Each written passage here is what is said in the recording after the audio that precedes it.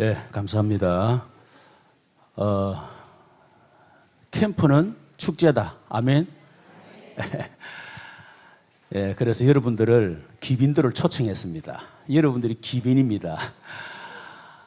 그래서 축제이기 때문에 오늘 떡을 준비하고 또 음료 준비했습니다. 참고로 떡과 음료수는 유 목사님 제공하는 겁니다. 유 목사님이 금일봉을 주셨어요. 그래서 그 금일봉 가지고 여러분을 대접하는 거기 때문에 우리 또 우리 유 목사님 하나님 영광 돌려야 되지만은 유 목사님께 감사하다 하는 그런 마음으로 박수 한번 치도록 하십시다.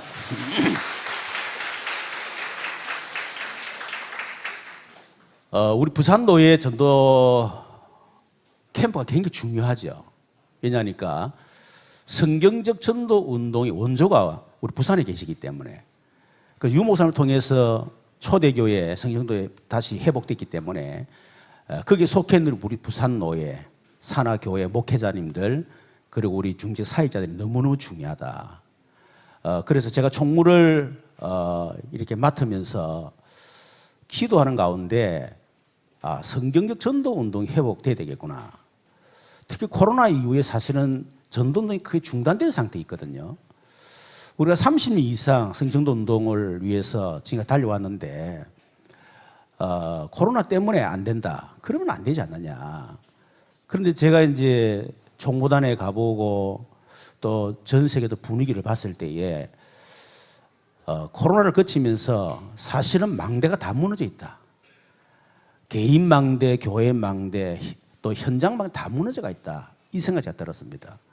그래서 그 일을 다시 우리 부산 노예부터 시작해야 되겠다 하는 그런 기도 제목을 주셨어요. 그래서 우리 부산 노예 전도 캠프는 단순하게 우리 부산 노예 전도 캠프 차원을 넘어서 전국과 전 세계 살리는 그런 캠프의 하는 시발점이 돼야 된다. 이 생각을 갖게 된 겁니다. 그래서 저는 부산 노예 캠프는 이리저리 땜방으로 할 수 있지만은 전국 전 세계 캠프는 제가 할 수 있는 수준이 아니에요. 그래서 내가 강 목사님한테 강사 목사님 부탁을 해서 당신이 좀 메신저가 돼서 좀 캠프 전체 전국 전 세계로 움직일 수 있도록 다시 부르부줄 수 있도록 좀 그렇게 하면 좋겠다. 예, 그렇게 해서 부탁을 하고 또 팀을 구성을 했습니다. 오늘 이 프로젝터 좀 써와주세요.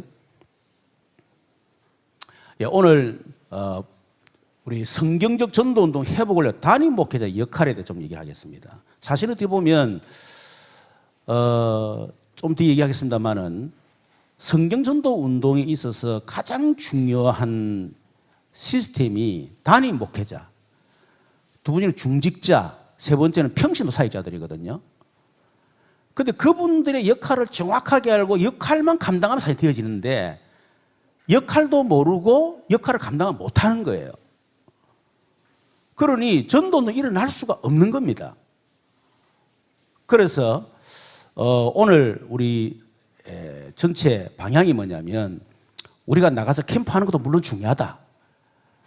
그걸 또 캠프 때 하면 되니까 또 예비 캠프 때 준비하면 되는 거고 그 전에 단임 목회자, 중직자, 평신도들이 자기 역할을 알고 그것을 다시 회복하는 교회 내 망대를 실제로 다시 회복을 세우는 그런 캠프가 돼야 된다.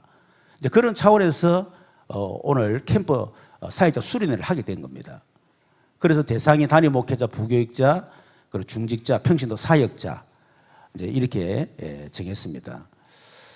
그래서 오늘 그래서 나중에 포럼도 하실 건데 이번에는 이런 단임 목회자 또 부교육자 중심으로 좀 포럼을 이렇게 하도록 하겠습니다. 저는 단임 목회자 역할에 대해서 좀 얘기하겠습니다. 자, 우리 마태복음 28장 16절 같이 한번 읽도록 하겠습니다. 예수께서 나와 말씀하여 이르시되 하늘과 땅의 모든 권세를 내게 주셨으니 그러므로 너희는 가서 모든 민족을 제자로 삼아 아버지와 아들과 성령의 이름으로 세례를 베풀고 내가 너희에게 분부한 모든 것을 가르쳐 지키게 하라. 볼지어다 내가 세상 끝날까지 너희와 항상 함께 있으리라 하시니라. 예수님이 제자를 공생이 시작하시면서 제일 첫 번째 했던 것이 제자입니다. 공생의 3년 동안 하신 일이 세계 복음화를 위한 제자 훈련을 하셨었어요. 뭐 기적도 베풀고 많은 메시지지만은 사실은 그 초점이 사실 제자입니다. 그리고 난 뒤에 예수님이 이제 재림하시면서 또 마지막에 너희는 가서 모든 종 제자를 삼아 그렇게 말씀을 했거든요.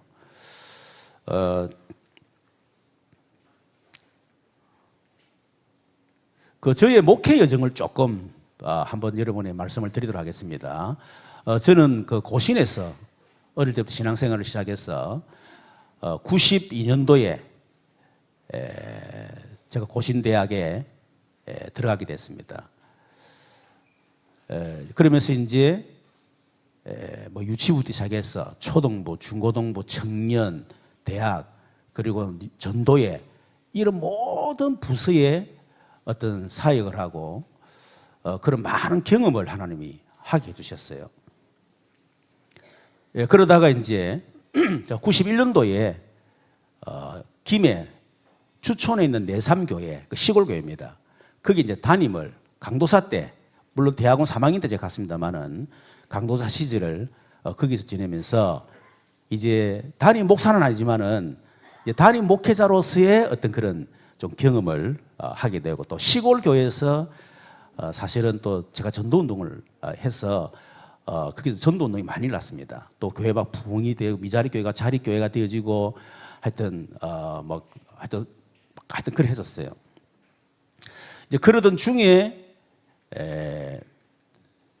91년도에 다락방 이제 전도를 시작을 하게 된 겁니다. 사상교회 첫 번째 전도학교 할 때 그때 제가 이제 가게 된 거죠. 그래서 어떤 분이 저하고 별로 뭐 잘 모르는 분인데 이제 그 교회 빌려서 저희들이 이제 청소년 수련회를 했습니다. 그리고 그분이 이제 저한테 전화 와서 그래 전도 세미나 했는데 와서 좀 오면 좋겠다. 그래서 저는 필요 없습니다. 저도 뭐 내비게 훈련받고 나름 전도 훈련도 받고 다 했기 때문에 필요 없습니다. 그래도 한번 좀 와달라고. 그래서 이제 어쩔 수 가게 된 거예요. 가게 됐는데 보니까 키도 쪼맨하고 뭐 하여튼 별로 이렇게 허무할 만한 그런 분이 아니더라고. 보니까 볼펜 여기 꽂아놓고 볼펜 한 개 꽂아 두 개 세 개 꽂아놓고 막 이빨도 보니까 뭐 이렇게 그때 금리빨인가 하여튼 그래서 영 뭐 그렇더라. 근데 첫 번째 메시지 제가 충격받은 거예요. 두 번째 메시지 왜 예수 믿지 않으면 안 되는가? 질문 앞에 제가 충격받은 거예요. 제가 내비게 때 전도 훈련하고 전도 사역을 하고 막 제가 많이 했거든요. 실제로 전도 막 현장 나 전도도 하고 그랬는데 왜 예수 믿지 않으면 안 되는가? 이 질문에 제 답이 없는 거예요. 그 예수 안 믿으면 뭐 지옥 가니까. 근데 그게 제 답이 아니었어요. 뭐 예수 믿지, 뭐 제사 못 받으니까 그게 답이 아니더라고. 왜 예수 믿지 않으면 안 되지? 이렇게 혼자서 생각하는데 유모사님이 예수 믿지 않으면 안 되는 이유. 불신자를 망하게 하는 존재가 있다 이라는 거죠. 그 말 듣는 순간 뭔 말이야 저 말이? 아니 그러면 우리 가정, 우리 가문, 특히 우리 어머니 그러면 그렇게 만든 존재가 있다 그 말 아니냐? 누구지? 이래 된 거예요. 그러면서 요한복음 8장 너희 아비 마귀 그럼 불교상 이렇게 쫙 얘기하는데 완전 우리 가정, 우리 가문 얘기라. 내가 당하고 있는 문제예요. 그때 야 우리 가정 가문이 망한 것은 우리 어머니 때문에 망한 게 아니구나. 내 때문에 망했구나. 성경을 들고 있으면서 또 마귀도 알고 있고 그리스도도 알고 있는데 내가 다른 사람에게는 복음도 전하고 전도도 하고 귀신 쫓아내고 병도 고치고 막 했지만은 실제로 우리 가정 문제 거기에 대한 정확한 답이 없었구나. 이 생각을 하게 된 거예요. 요한을 3장 하나님의 아들 오신 마귀를 멸하랍니다. 그래서 내 마음속에 그렇지 내처럼 성경을 들고 있으면서도 마귀도 모르고 예수님을 몰라가지고 억울하게 고통당하는 사람들이 얼마나 많으냐. 내가 전도해야 되겠다. 그게 제게 이제 다락방 전도를 하게 되는 계기가 되진 것이고 지금까지 30년 이상 전도 운동을 하게 되는 시작입니다. 저는 교회 부흥이고 또 저하고는 상관없습니다. 자 그런 가운데에 이제 울산 남부교회 부목사로 가게 돼서 교회 이제 전체 교육이라든 이런 것들을 이제 총괄을 하게 되지고 이제 이런 또 행정이라든지 이제 이런 부분을 또 제가 경험을 하게 되어진 거죠. 이제 제가 부목사를 있을 때 유 목사님 울산에 초청해서 그때부터 전도학교를 울산에 시작을 하게 됐습니다. 그러다가 이제 저는 한 3년 정도 남부교회에 있다가 서울에 큰 교회 가서 목회를 배워야 되겠다 이 생각을 제가 갔거든요. 그런데 생각지도 않게 담임 목사로 청빙을 받게 된 겁니다. 우리 동기 중에 제일 첫 번째로 제가 공식적으로 청빙을 받아서 담임 목회자가 되어진 것입니다. 거기서 본격적으로 이제 제가 다락방 운동을 본격적으로 하게 되어진 거죠. 어떤 분이 어느 목사님이 내가 간다 그러니까 이름도 없는 저 무명의 목사, 그것도 목사 완전히 초짜벽이잖아 어떻게 보면. 그거가 되겠나 말이야. 이제 그렇게 했는데 어찌됐든 간에 이제 제가 가게 된 거예요. 가서 본격적으로 다락방이었습니다. 그때 사역자가 없으니까 한 주에 한 35군데, 집사라면 35군데 본격적으로 뛰었어요. 그러니까 매주 하여튼 막 다락방을 통해서 계속 새신자가 막 들어오는 거예요. 그러니까 이제 뭐 교회가 부흥되어지고 1년 만에 빚을 일으켰고 막 이제 이런 막 일도 일어나고 하여튼 그랬었죠. 그러다가 이제 좀 될 만하니까 이제 본격적으로 좀 해야 되겠다 했더만 이단으로 딱 정제돼 가지고 결국 그때 97년도입니다. IMF 터졌을 때 이단으로 제가 정교도 안 받아봤어요. 참 영광이죠. 이제 그러다 보니까 어쩔 수 없이 개척해야 되겠다 해서 이제 제가 개척을 하게 되신 겁니다. 이 개척하면서 미자리 교회죠 완전히. 그래서 뭐 사례도 거의 받지 못하고 그렇게 생활을 했었습니다. 그러다가 또 이제 교회 합병도 해봤어요. 그렇게 하고 이제 제가 목회라고. 이걸 제가 왜 얘기하냐면 지금 우리 목회자들이 겪을 수 있는 경험할 수 있는 모든 경험을 제가 다 했다는 얘기입니다.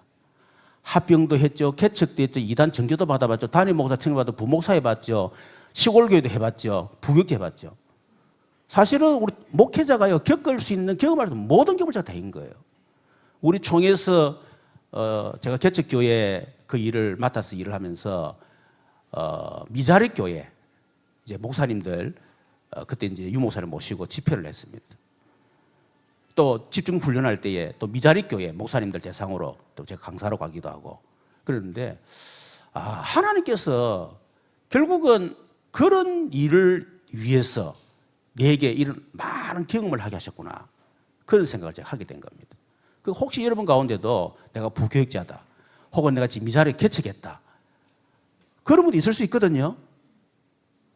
핑계에 대해서는 안 된다는 얘기입니다. 그런 핑계를 가지고는 성전도 불가능합니다.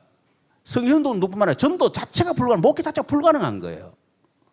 그런 경험을 전부 다 디딤돌로 삼아가지고 결국 응답을 받아야 되지. 거기에 우리가 낙심을 한다든지 자기 한계 부닥쳐가지고 그 자리에 머물리다든지 안주한다든지 그래서는 안 된다는 얘기죠. 자, 그런 가운데에 제가 이제 고민을 좀 하게 된 겁니다. 그 고민이 뭐냐면 우리 본부에서 훈련을 받잖아요. 훈련을 받을 때는 정말 눈에 완전히 막 빛이 나가지고 막 당장 세계복음 할 것처럼 막 이렇게 하는 거예요. 근데 문제는 자기 개인이 현장에 오면 안 되는 거야. 그리고 개인이 안 되니까 결국은 현장도 안 되는 거죠. 현장이 안 되니까 계속 새신자가 나오고 전도 일어나야 사실은 본부 훈련 계속 보내고 할 거 아닙니까? 그리고 본부도 지속될 거 아니에요. 이런 고민을 하게 된 겁니다. 왜 본부 훈련 받으면 되는데 개인은 안 되는가? 그리고 더더욱 현장은 왜 안 되는가? 이제 그런 가운데 하나님께 주신 답이 교회입니다. 그래서 하나님 교회를 세우시고 개교회를 세우시고 개교회 목회자를 세우셨구나. 여러분 본부만 가지고 전도는 안 됩니다. 본부는 전체 성령의 바람을 일으키고 전도 바람을 일으키고 할 수 있는 어떤 메시지를 좀 훈련시켜주고 그렇게 하지만은 근데 그걸 개인이 또 안 돼요. 개인 스스로가 스스로 개인화시키고 응답받고 그렇게 하면 되는데 그게 안 된다는 거예요. 그러니까 현장은 안 되는 거죠. 그래서 하나님이 교회를 세우셨구나. 그래서 임마누엘 교회만 가지고 세계복음 안 됩니다. 여러분 지역교회, 여러분 교회를 통해서 결국 지역복음화 되는 거거든요. 다시 말하면 우리 부산노예 전체 교회가 원내에서 하나가 되어야만 부산 복음화 또 결국 우리 전국 전 세계 복음화 되는 거 아닙니까? 그러니까 우리 개교회가 굉장히 중요하다는 겁니다. 단임 목회자가 그렇게 중요한 거예요. 그래서 이 역할을 결국 교회가 해야 되고 단임 목회자가 해야 될 일이구나. 그리고 단임 목회자 교회의 중요성을 알게 된 겁니다. 결국 교회가 역할을 못하면 결국 이 세 가지는 안 된다는 거예요.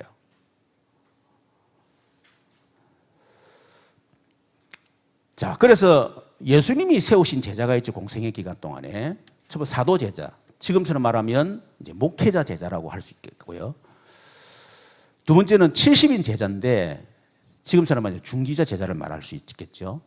세 번째 120명, 저 사도 70 포함해서 그렇겠습니다만은 120명 제자. 결국은 평신도 제자거든요. 예수님은 이런 세 제자를 세웠단 말이에요. 이 말은 지금 세계 복음화의 열쇠가 바로 목회자, 중기자, 평신도, 사역자가 핵심이다. 이 부분이 안 되지면 교회 내에 여러분 전도운동 그리고 세계복음 힘듭니다.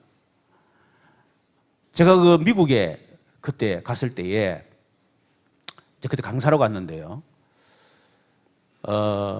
제가 보고 그때 우리 사역자 같이 막 갔었는데 그 현장에 제가 본 게 뭐냐니까 결국은 교회를 살리고 또 전도는 일으키려고 그러면 목회자, 중지자, 사역자, 평균 사역자가 안 되면 안 되는 거구나. 제가 그걸 생각하게 된 겁니다. 그런데 제가 가만히 보니까 목회자에게 세계복음을 전도운동할 수 있는 뭔가 없어요. 그리고 중직자들은 자기 집을 바치고 제공하고 자기 재산을 바쳐서 막 전도운동에 막 그래 헌신했잖아요. 그런데 힘이 다 빠져 있는 거예요. 굉장히 갈등하고 있는 거야. 심지어 우리 교회는 안 된다는 거야. 우리 목사님은 안 된다는 거야. 그럼 불신에 꽉 잡혀가 있더라고. 이 상태로 무슨 전도는 일어나겠느냐. 평신도들은 전도는 하고 싶은데 어떻게 될 줄 모르는 거예요. 그러니 뭐 전도라는 열정만 가져도 됩니까? 열심 가져도 됩니까? 안 되잖아요. 평신도 사역자들이 어떻게 해야 될 줄 모르는구나 이 생각이 된 겁니다. 그래서 결국 우리가 그때 제가 미국 갔으니까 미국 현장을 살리려고 그러면 그냥 목회자 사람 들어가가지고 강사가 들어가서 훈련, 그거는 불가 안 된다.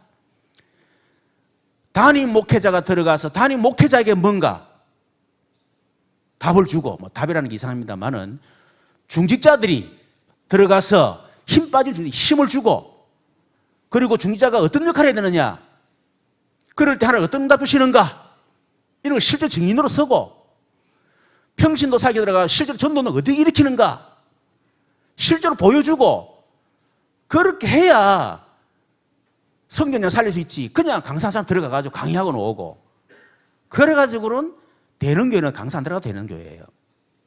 그런 교회는 강사 들어가 백날 해봐도 안 됩니다. 그래서 결국은 목회자, 중재자, 평신도, 사역자 같이 들어가서 같이 도와줘야 된다. 될 가능성이 있다는 얘기죠. 뭐 된다는 얘기가 아니고 될 가능성이 훨씬 높다 그 말이에요. 그래서 제가 기도했습니다. 하나님, 목회자, 중재자, 사역자들이 한 팀이 돼서 전 세계 살릴 수 있도록 응답 주십시오. 그 기도했는데 집중신학원 시작되면서요, 전국 전 세계 최초로 우리 교회가 목회자, 사역자가 팀이 돼 전국 전 세계를 돌았던 교회 첫 번째 교회입니다. 여러분, 기도응답은 쉽습니다. 우리가 막 부르짖고 하나님 앞에 막 예절하게 간절하게 막 기도하는 것도 물론 좋지만 하나님의 계획, 현장에서 하나님 시간표 계획을 보는 거예요. 하나님 정말 필요한 거 그거 보면 그거 놓고 기도하는 거예요. 그걸 하나님 응답 주실 수밖에 없잖아요. 여러분이 여러분 교회를 정말 살리고 싶고 우리가 진짜 전도를 하고 싶다, 우리 교회를 통해서. 그러면 목회자는 목회자, 중재, 사역자는 사역자가 진짜 그 속에 하나님의 계획을 발견하고 시간표를 보고 자기 역할만 감당하면 이런 응답받을 수밖에 없는 겁니다. 그래서 오늘 우리 캠프 수련을 통해서 진짜 이 응답이 교회마다 일어나기를 주님으로 축원합니다. 그러면 이제 저는 담임 목회자의 역할에 대해 좀 얘기를 할 건데요. 사실은 그래서 유 목사님이 훈련시킬 때에 담임 목회자, 중지자, 사역자, 평신도 같이 훈련시켰잖아요. 처음에는 이해가 안 돼가지고 보통 훈련을 그렇게 안 하거든요. 담임 목회자 훈련시키가 그 목회자가 교회 가서 이렇게 훈련시키지 같이 막 모아가지고 그렇게 안 해요. 그러니까 우리 다락방에는 목회자를 우습게 보잖아. 왜? 같이 훈련 받으니까 뭐 친한 거는 좋은데 너무 우습게 보고 너무 이렇게 막 그것도 가치 없게 보기도 하고요. 너무 막 좀 그런 경향이 사실 있어요, 보면. 지금 많이 달라졌습니다만은. 그리고 유 목사님이 중직자 시대를 열었던 이유가 뭡니까? 중직자는 교회 안에 물론 중직자로 사명 감당하는 거 중요하다. 뭐 신발 챙기고 이런 거 뭐 잘해야 되지만은 사실은 중직자 시대는 그것 때문에 연 게 아니거든요. 현장을 보면서 지교회를 세우라는 겁니다. 여러분 중직자 역할은 지교를 세우는 거예요. 지교회 세우고 지교회 시스템을 세우고 그게 사역자들이 마음껏 전도할 수 있는 시스템을 만들어주고 여러분 그것 때문에 기도하니까 하는 응답 주실 밖에 없지 않습니까? 여러분 전도는 돈으로 하는 겁니다.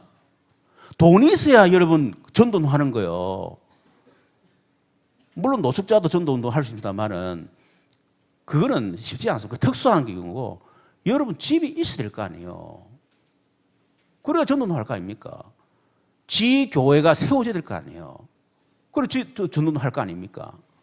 그렇죠? 그리고 5평보다 10평, 10평보다는 뭐 20평, 20평보다는 50평, 50평, 100평. 계속 응답받아 가는 거예요. 어제도 우리 그 집사님, 목사님 요즘 너무 바빠가지고 지금. 아니, 집사람이 경제 축복을 해서 기도하는 건 모르겠지만 너무 바쁘다는 거예요. 성경적 응답이다. 부인되는 전도사님은 완전 본격 전도운동 하고 있거든요. 본격 전도운동 하고, 그리고 집사님은 응답받아가 마음껏 도와주고, 그거 하나 응답, 그 문을 여시는 거 아니냐. 성경적 응답이다. 내가 죽도록 응답받아라. 내가 이제 그렇게. 힘들어 죽겠습니다. 이러면서 인사하더라고. 그거는 뭐 기분 좋다 이 말이겠죠. 또 그 마음속에. 자, 그럼 목회자 역할이 결국 지속이거든요. 전도 운동을 지속할 수 있는 비밀을 목회자에게 주셨어요. 목회자에게 전도 운동을 할 수 있는 지속의 비밀이 없다. 그러면 이런 전도는 불가능합니다. 유 목사님을 한 시대 전도 운동으로 지도를 세우신 이유가 뭡니까? 지속이거든요. 처음에 우리 훈련 받을 때 나는 60년 할 거 있다 이러더라고. 속으로 뻥친다. 기도 좀 하는 사람이 뭔 저러네. 우리는 한 주 설교하는 게 이렇게 힘들어 죽겠는데 뭐 60년. 야, 메시지를 들어보니까 60년에 600년도 할 수 있겠더라고. 그것도 138만 가지고. 그리고 하나님 한 시대 세우시는 거예요. 적어도 단임 목회자는요, 지속의 비밀이 있어야 됩니다. 그것이 가장 중요한 역할이라고 제가 보거든요. 그러면 지속할 메시지입니다. 지속할 수 있는 전략, 지속할 수 있는 방법. 요 세 가지. 우리 사실은 성령 전도 운동의 핵심이잖아요. 이걸 유 목사님이 계속 지금도 계속 하고 있잖아요. 그게 시간표 따라서 응답 따라서 내용은 달라지지만은 그러나 실제로 내용은 똑같습니다. 알고 보면. 그렇죠. 뭐 지금 망대 똑같은 얘기요. 알고 보면. 근데 응답받은 사람은 더 크게 넓게 지금 시간표 속에서 메시지 받거든요. 그러니까 새로운 메시지가 아니에요.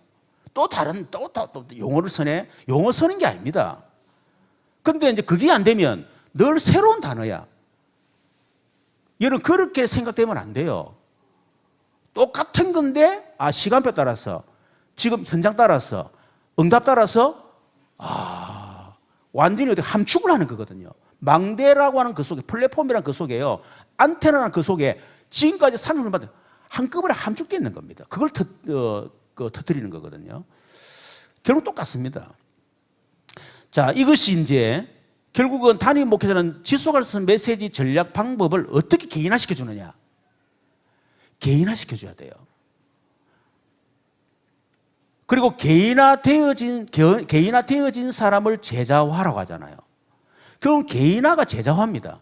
얼만큼 성도 교회 안에 목회자가 교회 안에 성도 한 사람을 개인화시킬 수 있느냐. 그것이 결국 교회 안에 얼만큼 제자가 많으냐 그거예요. 그러면 제자가 세워지면 결국 교회화가 되지는 겁니다. 여러분 우리가 전도운동 하려고 그러면 결국은 교회화가 되지 않으면 전도는 불가능해요. 기도 운동이 교회화가 되게 됩니다. 한두 명이 기도하면 되는 게 아니에요. 그 사람을 통해서 제자가 일어나고 제자를 통해서 교회화가 될 때 교회 전도운동이 기도운동이 일어나고 전도운동이 일어나고 막 일어나잖아요. 복음운동이 일어나고. 그래서 우리 교회도 마찬가지입니다. 제가 끊임없이 개인화를 계속 시켰어요. 그러다 보니까 그때는 별로 교회적인 어떤 분위기가 에이고 목사님 몇 명 데리고 고생한다면서 그런다고 되겠나 하고 내보고 얼마나 그런 줄 모릅니다. 왜 증거가 없으니까. 그런데 내 마음에는요. 그러면 이거 안 하고 내가 뭐 할 거냐 내가. 증거가 없으니까 거기에 대해서 내가 말은 못하고 왜 맞는 말 하니까 목사님 증거 있습니까? 없는데 그게 그렇게 할 수 없잖아요. 그리고 그거는 뭐 맞는 말을 하는 거 하니까 그래 그냥 받아들이고 그러나 그렇다 해서 나는 당신 말 듣고 그걸 포기할 수가 없다. 이래서 끊임없이 훈련시킨 겁니다. 제자 훈련시킨 거예요. 지독하게 제가 시켰습니다. 그래도 중에 제자가 딱 일어나니까 그 제자를 통해서 교회화가 막 되어지는 거예요. 그때부터는 내 힘으로 하는 것이 아니고 바람이 막 부니까 어떻게 보면 어떻게 문화라고 할 수 있잖아요. 교회 안에 문화가 되어야 돼. 전도도 문화가 되고 기도도 문화가 되고 여러분 이 문화가 되어야 되거든요. 복음 누리는 거 다 문화가 되어야 됩니다. 그리고 우리 교회는 비교적 좀 그런 것들이 문화가 좀 되어야 있다 이렇게 좀 얘기할 수가 있죠.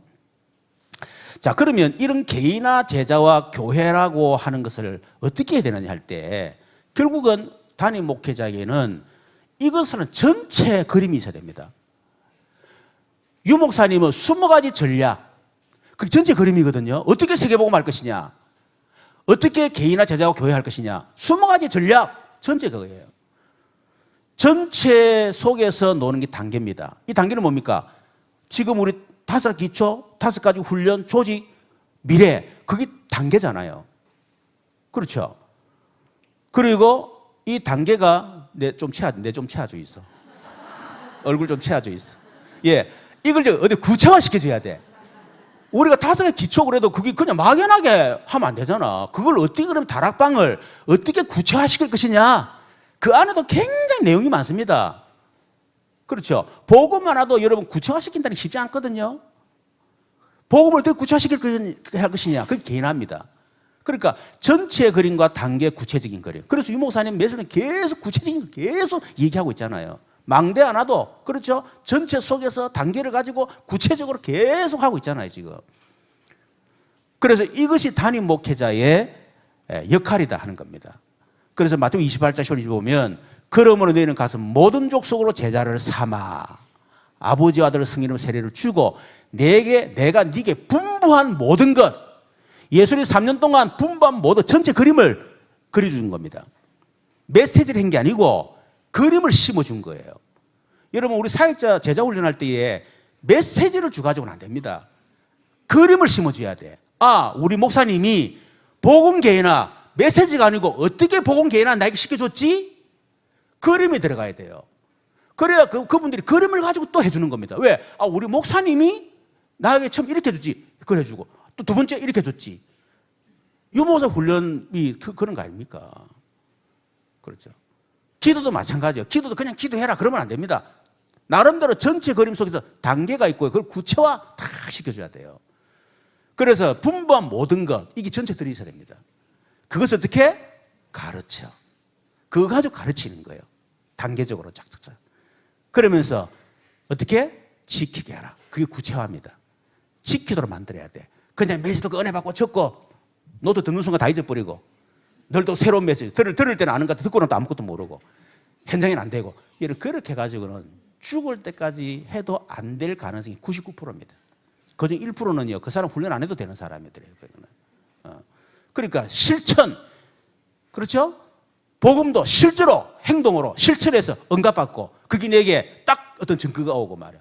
사모로도 마찬가지입니다. 사모로도 다 마찬가지예요. 그냥 이론으로 그냥 강의로 그냥 듣고 은혜 받고 끝낸다. 늘 듣고 은혜 받고 듣고 은혜 받고 전달만 하고 지는 안 되고 전달해도 그 사람도 안 되고 안 되는 것들만 계속 재생산하는 거야. 이런 그런 식으로 해가지고 뭐 어떻게 전도는 일어날 수가 있겠어요. 그래서 그런 역할들이 사실은 단임 목회자의 가장 중요한 역할이다. 그것만 되면 사실은 부교육자 그리고 중직자 평신도는 되게 되어 있습니다. 그래서 오늘 저는 뭐 길게 또 메시지를 해서는 안 되기 때문에 강 목사님도 나중에 또 해야 되기 때문에요. 단임 목회 역할 이 부분을 좀 가슴에 딱 담고 우리 단임 목회사들로부터 새롭게 성인 전도는 시작되어지는 응답이 있기를 주님의 축원합니다.